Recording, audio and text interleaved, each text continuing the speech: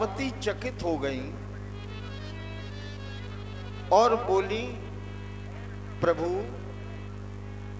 नारद तो भगवान के स्वयं भक्त हैं, विष्णु भक्त हैं नारद, और ज्ञानी भी नारद है। सृष्टि का संगीत का पहला पुरुष नारद। शास्त्र कहते नारम ज्ञानम ददाति स नारदा, जो जीव को परमात्मा से जोड़ दे उस विशुद्ध संत का नाम नारद है। भक्ति सूत्र की व्याख्या करने वाले संत का नाम नारद है और भगवान के अवतार हैं ये। नारद जी दासी के पुत्र थे और इनकी माता जी जब समाप्त हो गई तो नारद भजन करने लगे। एक बार झांकी ठाकुर जी की आई और फिर दोबारा नहीं आई। आकाशवाणी हुई, नारद जब सृष्टि का अंत हो, प्रलय हो, तो तुम मेरे में आत्मसात हो जाओगे, इसके बाद मेरे अंश के रूप में ही तुम्हारा अवतार होगा। तो दासी के पुत्र नारद और भगवान के अवतार माने जाते हैं। तीसरा अवतार है नारद का। ऐसे नारद, आजकल तो नारद शब्द की परिभाषा ही बिगाड़ दी, झगड़ा कराए, बोले पक्को नारद। शास्त्र कहते हैं नारम ज्ञानम ददाति, जो विशुद्ध ज्ञान दे, जो जीव को ब्रह्म से जोड़ दे, उसका नाम है नारद। वाल्मीकि रामायण नारद और वाल्मीकि के सत्संग से ही प्रारंभ हुई है और ऐसी कोई कथा नहीं, कोई चरित्र नहीं जिसमें नारद की प्रत्यक्ष या अप्रत्यक्ष सहभागिता न हो। ऐसे नारद जी ने एक बार भगवान को शाप दे दिया। पार्वती जी ने पूछा क्या अपराध हुआ? नारद तो भक्त भी हैं और ज्ञानी भी। भगवान शिव कहते हैं कि मनुष्य अपने को ज्ञानी और भक्त मान ले, ये अलग विषय है, लेकिन परमात्मा की कृपा के बगैर न कोई ज्ञानी ज्ञानी होता है, न कोई भक्त भक्त बनता है। आइए ये दोहा दृष्टव्य है, जरा इसको सुनते हैं। बोले बिहस महेश तब, ज्ञानी मूढ़ न कोय, जेहि जस रघुपति करहि जब, सो तस तेई क्षण होय।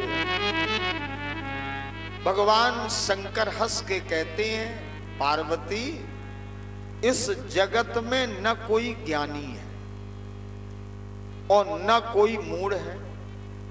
भगवान जिसके ऊपर जब जैसी कृपा कर देते हैं वो वैसा ही हो जाता है।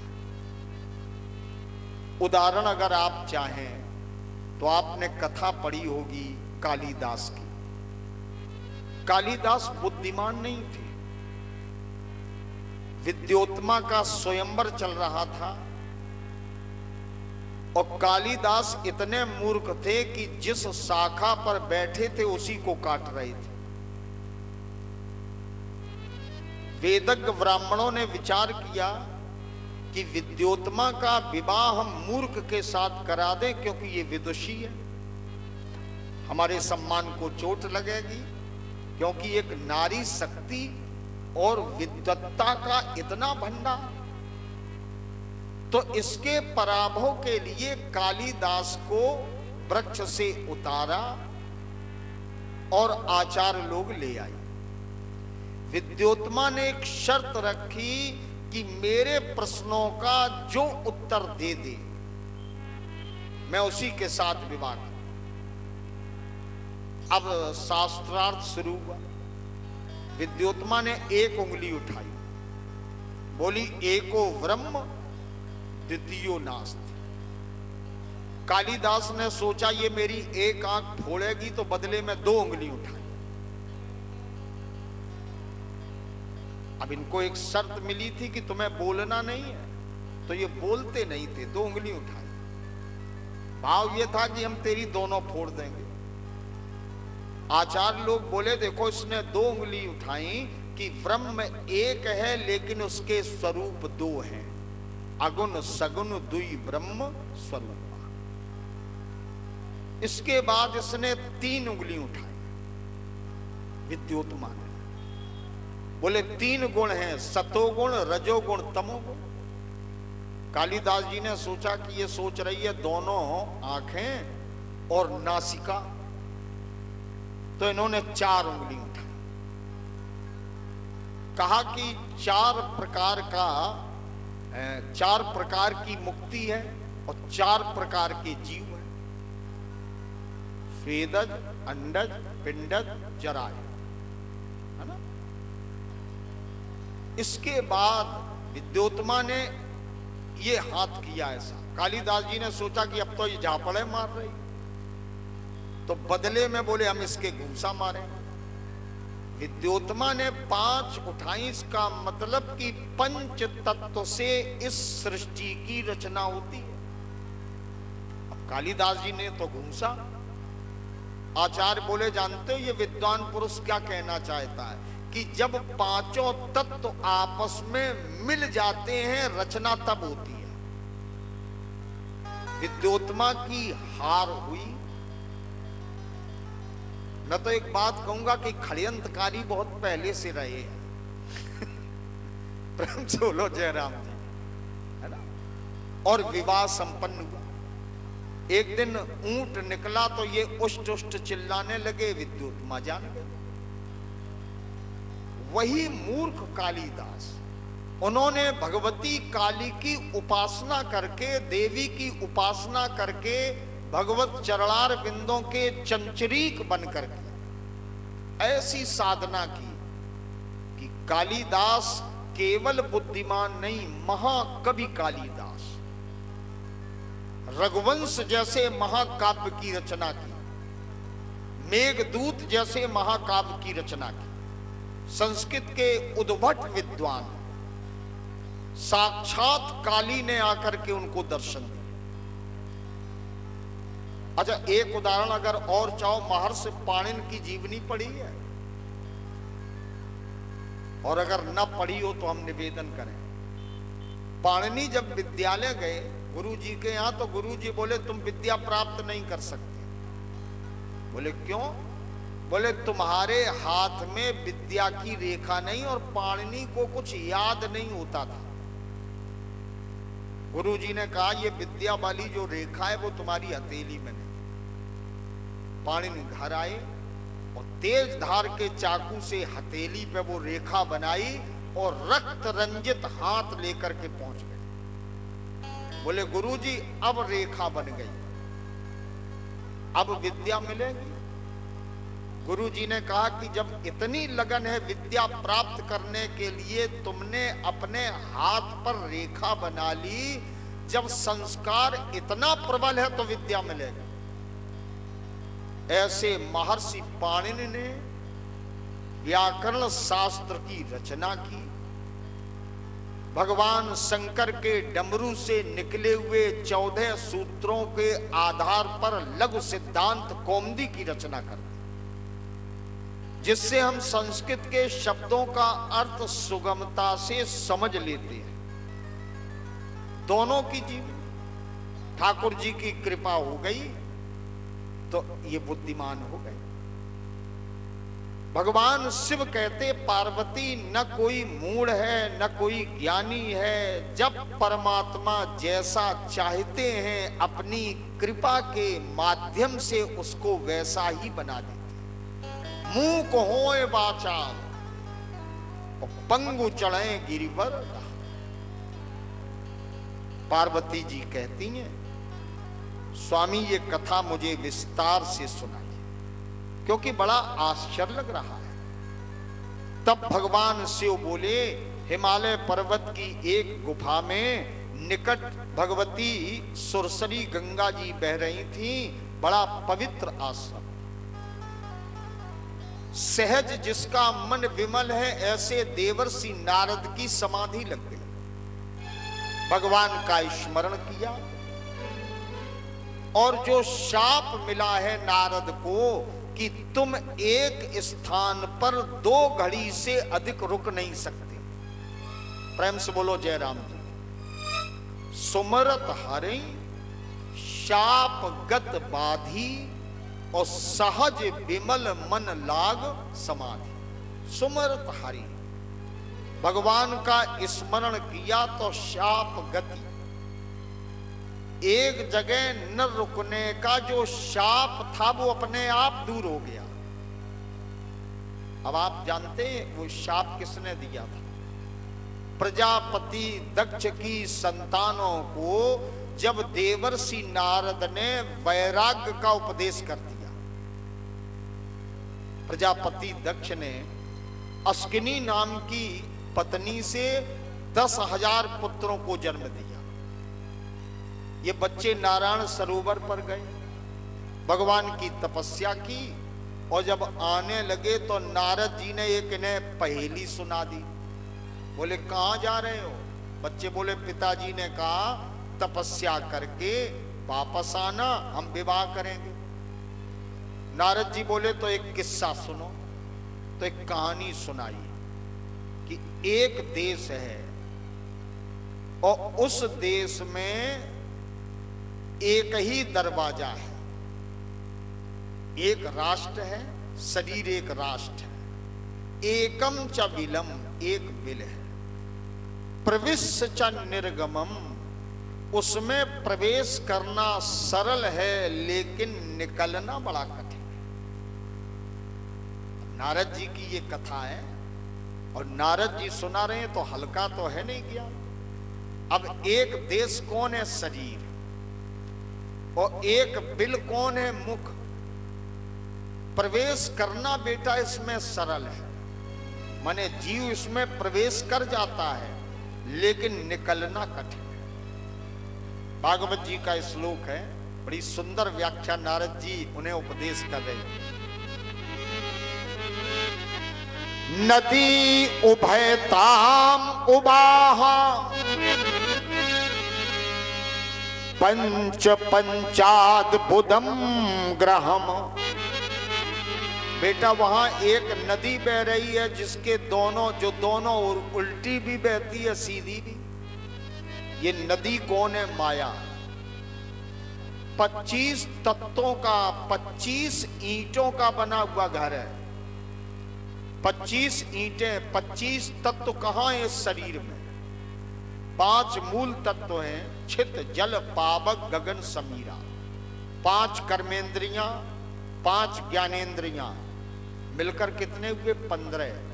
5 महाभूत, शब्द स्पर्श रूप रस गंध। चतुष्टय अंतःकरण, मन बुद्धि चित्त अहंकार। और 25वां तत्व है आत्मा, अतीन्द्रिय अभौतिक तत्व जिसका कभी नाश नहीं होता। ये 25 तत्वों का बना हुआ है। और बेटा वहां एक चक्र चलता है। चक्र कौन है? समय का। समय का पहिया घूम रहा है। इसमें 2 छुरे लगे हैं, एक का नाम है दिन, एक का नाम रात्रि। आज तक जो गया वो बचा ही नहीं। चाहे दिन में जाएं चाहे रात्रि में जाएं, एक दिन जाना तो पड़ेगा ही। और समय जब आ जाएगा तो फिर कोई रोकने वाला नहीं। बेटा तुम वहां जाओगे? बच्चे डर गए। प्रजापति दक्ष को पता चला तो 1000 पुत्रों को पुनः जन्म दिया। देवर्षि नारद ने इनको फिर वैराग्य का मंत्र दे दिया। अब दक्ष संतानों को जन्म देता था और नारद जी इनको बाबा बना देते थे, सन्यासी बना देते। आजकल काऊ को लड़का बाबा बनाए दे तो घर के लोग फिर रुकने नहीं देंगे। एक दिन नारद जी पहुंच गए तो प्रजापति दक्ष ने शाप दे दिया, नारद तुमने मेरा घर नहीं बसने दिया, असमय में मेरी संतानों को वैराग्य का मंत्र दे दिया। मैं तुम्हें शाप देता हूं कि तुम्हारा कोई भी आश्रम, कोई भी कुटिया नहीं बनेगी। प्रायम पदम पदम, ऐसे ही पैदल घूमते रहो। तो नारद जी 2 घड़ी से अधिक कहीं नहीं रुके।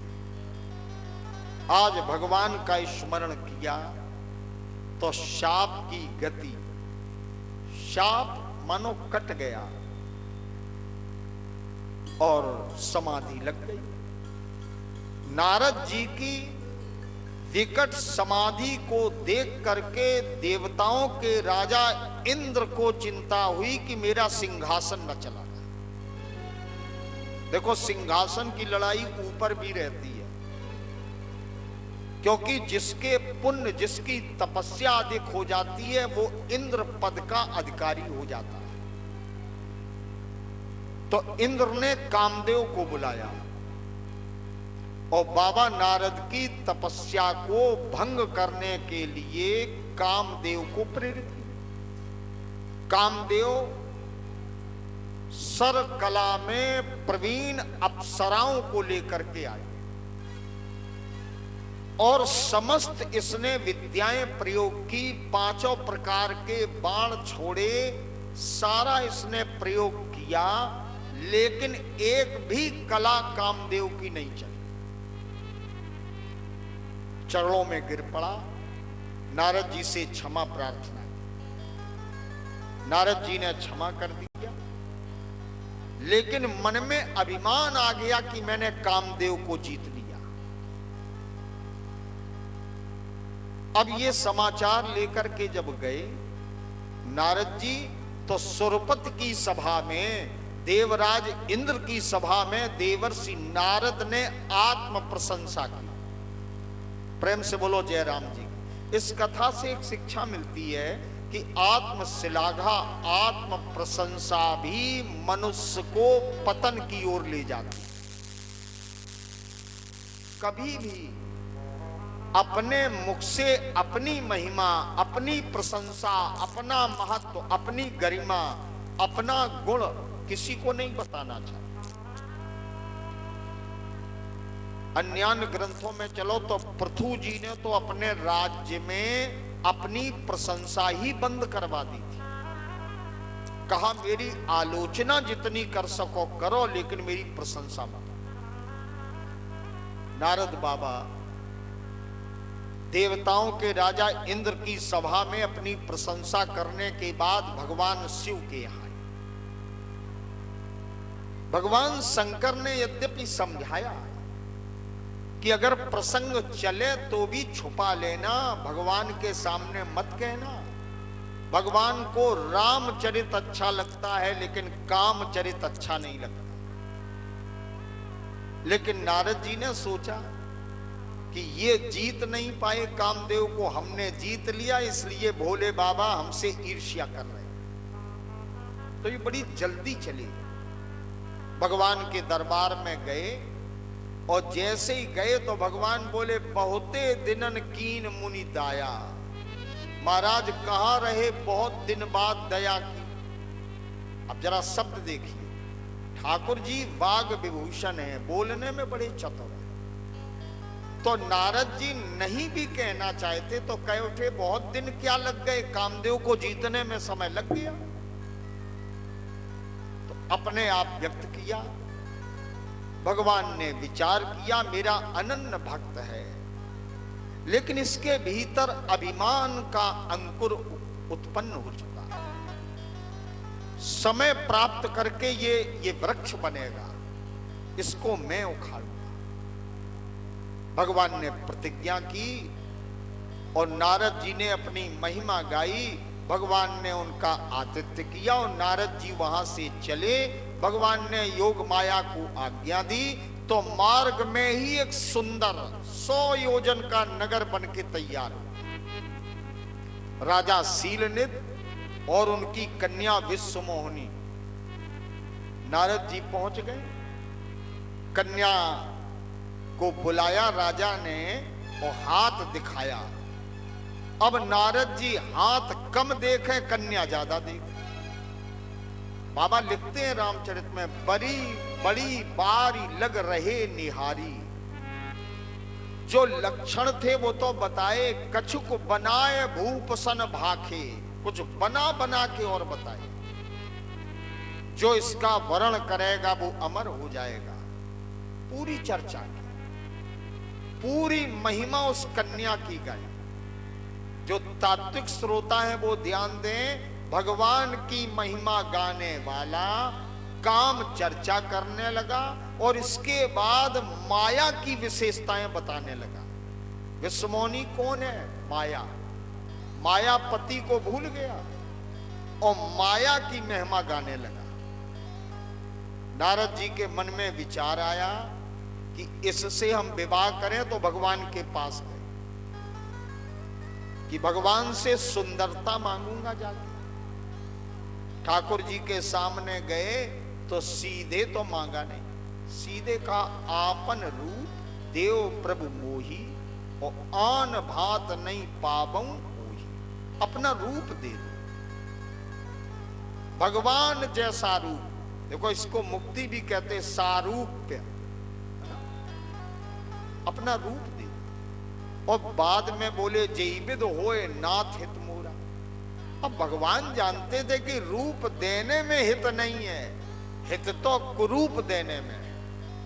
भगवान बोले केवल हित नहीं, तुम मेरे भक्त हो, तुम केवल हित मांगते और जैविद हुई है परम हित। हम तुम्हारा हित नहीं परम हित करेंगे, है ना। और भगवान ने नारद को बंदर का रूप दे दिया। नारद जी चले, सभा में बड़े प्रसन्न मन से फूल के बैठे। कन्या आती है और नारद जी जिस ओर बैठे थे कन्या ने उस ओर भूल के नहीं देखा। बार बार महात्मा जी व्याकुल होते हैं, अकुलाते हैं कि ये वरमाला पड़े, लेकिन नहीं पड़ी।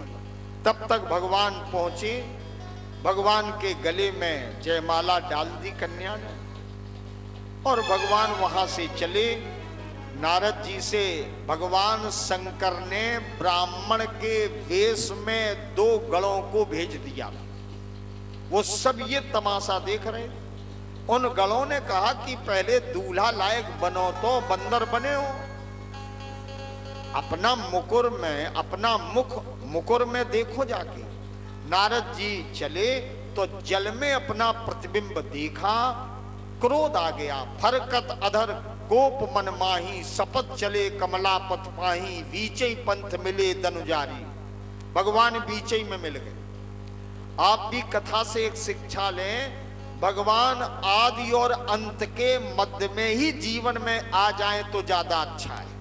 बुढ़ापे का इंतजार मत कीजिए, जीवन की मध्य अवस्था में ही ठाकुर जी को अपना लेना तो उत्तरार्ध अच्छा हो जाएगा।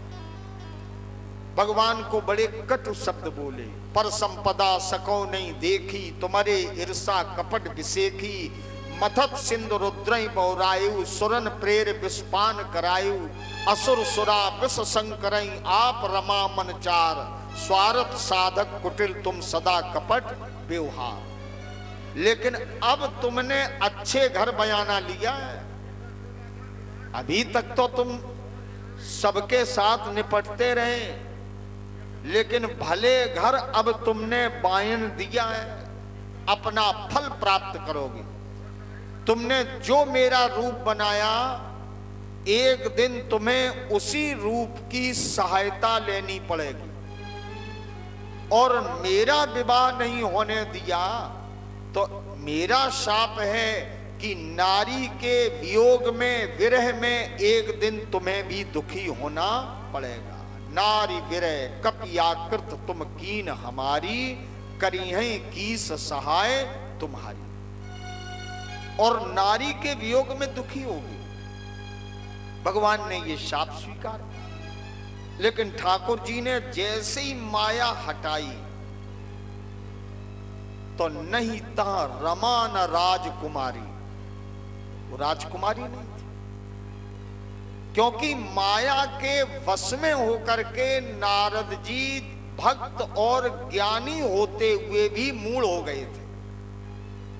बाबा ने संकेत दिया था, माया विवश भय मुनि मूढ़ा और समुझी नहीं हरि गिरा निगूढ़ा। निगूढ़ा माने छिपी हुई। भगवान ने बात छिपी हुई की थी कि तुम्हारा हम हित नहीं परम हित करेंगे, लेकिन माया के प्रभाव के कारण देवर्षि नारद भगवान की भाषा समझ नहीं पाए। अंत में चरण पकड़ लिए, मेरा शाप मिथ्या हो जाए। भगवान बोले, नारद तुमने ये कुछ नहीं किया, ये तो मेरी इच्छा थी। मम इच्छा कह दीन दयाला। नारद जी से भगवान बोले, शंकर जी का जपऊ जाय शंकर सतनामा। नारद जी सतलोक चले और राम नाम का गुणगान करते हैं, राम जी की महिमा गाते। क्योंकि यहां थोड़ा सा ध्यान दें, भगवान बोले जपऊ जाए शंकर सतनामा, माने शंकर जी का नाम जपो, ये सामान्य अर्थ है। लेकिन जपऊ जाए शंकर सतनामा, जिस सतनाम का आश्रय शंकर लेते हैं नारद, तुम वही सतनाम जपो। तभी तो नारद जी जब चले तो शंकर जी कहते हुए नहीं चले, सतलोक नारद चले करत राम गुण, है ना, राम जी की महिमा गाते हुए चले। इसके बाद कथा आती है, विश्व विदित एक कैकेय देश, वहां का राजा प्रतापभान, इसका एक शत्रु था, उसको इसने जीत लिया। वो शत्रु जंगल में रहने लगा और अवसर की तलाश करने लगा। प्रतापभान विंध्याचल के गंभीर वन में गया शिकार खेलने। वहां एक वराह के चक्कर में पड़ करके ये गंभीर जंगल में पहुंचा। कालकेतु मिला इसको और उस कपटी महात्मा ने प्रतापभान को अपने शब्दों के अनुकूल बना लिया, क्योंकि समय हो रहा है और राम जन्म जरूर हमें कराना है। प्रेम से बोलो जय राम। जब सब कुछ बताया तो प्रतापभान से पूछा, तुम्हारा नाम क्या है? तो इसने नाम अपने मंत्री का बता दिया। लेकिन वो महात्मा जी पहचानते थे नहीं, क्योंकि इसके शत्रु थे। पहचान गए तो कहा कि ठीक है, तुमने नाम छुपाया, लेकिन तुम्हारा नाम प्रतापभान है। इसको विश्वास हो गया कि इस जंगल में महात्मा जी, और महात्मा जी से पूछा कि कब से बाबा बने हो? बोले हमारा जन्म तो आद सृष्टि उपजी जबै तब उत्पत्ति भई मोर। मेरा नाम एक तन है। सृष्टि जब बनी तो पहले ब्रह्मा ने हम ही को बनाया। देखो ढोंगी होते हैं, वो कुछ बढ़ाई चढ़ा के बताते हैं। प्रेम से बोलो जय राम, है ना। हमने तो देखा है कई लोगों को फोन आया, कहो गांव से होकर, अच्छा कलकत्ता से बोल रहे हैं। अभी समय नहीं, अब तुम्हारी कथा हम बाद में करेंगे। सब ढोंग चल रहा, आडंबर। इसको पाखंड भी कहते हैं, पाखंडी महात्मा। विश्वास हुआ प्रतापभान को और इसने बाज के समेत प्रतापभान को राजमहल में पहुंचा दिया। विश्वास और गहरा हो गया। उपाय बताया कि तुम सुंदर रसोई तैयार करो और रसोई स्वयं में बनाने आओ, तो ब्राह्मण वश में हो जाएंगे। और जब ब्राह्मण वश में हो जाएंगे तो भगवान भी वश में हो जाएंगे। देवाधीनम जगत सर्वम मंत्राधीनश्च देवता ते मंत्रा ब्राह्मणाधीना। ब्राह्मण तो वो सत्ता है जो भगवत्ता के हृदय पर भी अपने चरण का प्रहार कर सकती है। इसलिए ब्राह्मणों को वश में करो। उपाय बताया, इसने रसोई तैयार कराई। बहुर मृगन कर आमिष रांधा, तेहिमो विप्रमास खल सांधा। माया में रसोई तैयार हुई और वो बनाने भी आया। जैसे ही ब्राह्मण को परोसा गया, आकाशवाणी हुई, विप्रवृंद उठ उठ ग्रह जाऊ, है बड़ी हान अन्न जन खाऊ। ब्राह्मणों अन्न मत खाना, ब्राह्मण तो नष्ट हो जाएगा। ब्राह्मणों ने शाप दे दिया। आकाशवाणी पुनः हुई, विप्रु शाप विचार न दीना, नहीं अपराध भूप कछु कीना। लेकिन मरसा नहीं होता ब्राह्मणों का शाप। शाप को प्राप्त करके समय जब आया, युद्ध हुआ, सब मारे गए और सहित परिवार के ये राक्षस बने। जो कुंभकर्ण था वो रावण बना। काल पाए सुन सोई मुनि राजा, निशाचर हुए जाके। इन्होंने तपस्या की, ब्रह्मा से वरदान मांगा, हम काऊ के मरे न मारे। विभीषण ने भगवान के चरणों में जन्म जन्म की रति मांगी। और कुंभकर्ण को जब देखा, अच्छा वरदान देने में केवल ब्रह्मा नहीं है, ब्रह्मा के साथ शंकर भी गए। शंकर जी कहते हैं, एक मर्म बताते हैं, मैं ब्रह्मा ते ही मिल बर दीना। क्योंकि मृत्यु के देवता शंकर हैं, इसलिए साथ गए और मिल करके वरदान दिया। वरदान लेके घर आया तो अत्याचार करने लगा। देखत भीम रूप सब पापी, निश्चर निकर देव परितापी, करें उपद्रव असुर निकाया, नाना रूप धरें करी माया, जय जय देश धैन तुझ पावे, नगर गांव पुर आग लगावे। शुभ आचरण कतौ नहीं होई, वेद विप्र गुरु मान न कोई, नहीं हरि भगत जग तपदाना, सपनु सुने न वेद पुराना। अत्याचार होने लगा, पृथ्वी व्याकुल हुई, गाय का रूप बनाया, देवताओं को साथ लिया, ब्रह्मलोक में गई। ब्रह्मा जी के समेत सबने भगवान की स्तुति की। आकाशवाणी हुई, हे महात्माओं, हे सिद्धजनों, तुम मत डरो, तुम्हारे लिए मैं मानव रूप धारण करूंगा और मैं अपने साथ में अपने अंशों को लेकर के अवतार लूंगा। भगवान ने पूरी योजना बताई। ब्रह्मा जी ने धरनी को समझाया, अभय हो। इधर कथा कहते हुए रामचरितमानस में तुलसी बाबा वर्णन करते हैं।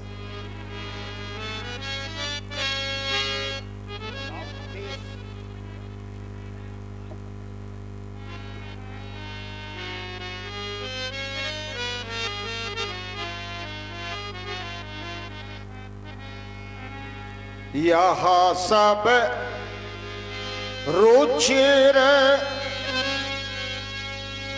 चरित में भाखा।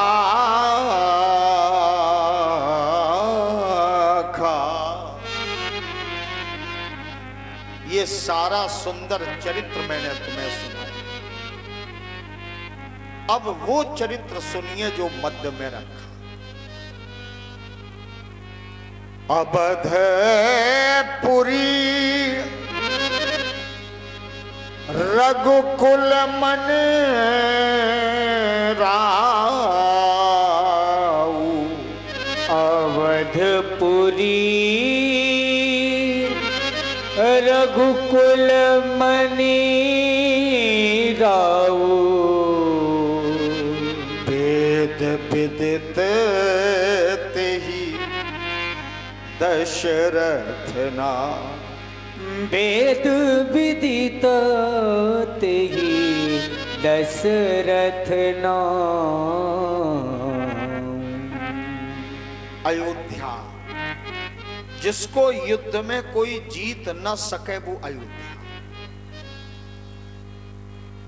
जहां धर्म के 10 लक्षणों का पालन करने वाले महाराज राज्य करते हो वो अयोध्या। सरयू के पावन किनारे पर बस